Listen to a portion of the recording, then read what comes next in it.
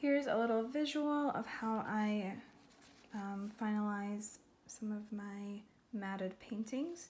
So this is an original painting on Yupo paper, and depending on what it is, like this one's matted, so I usually sign the matte, and then that way also gives a little more freedom if you want to move the painting around. I chose this orientation. And so on the back of the paintings, I always have my name, my website, projectttherapaint.com, and the year and title. This one's called Play. And once I have that taped onto the back, I just use some of this tape. It's, I forgot what it's called, but it's not going to destroy the painting if it were to come off.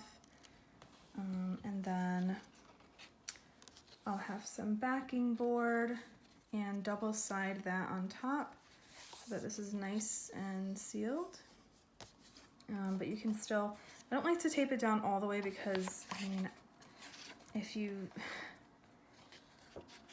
heard me before talk about how I love original, like the backs of original paintings, I feel like that's where you can see the process and like the real mess. And I just love that. So I'd hate to like permanently cover it up. So, you know, this is still able to be lifted so you can read everything and see that it is original, but nice and clean at the same time.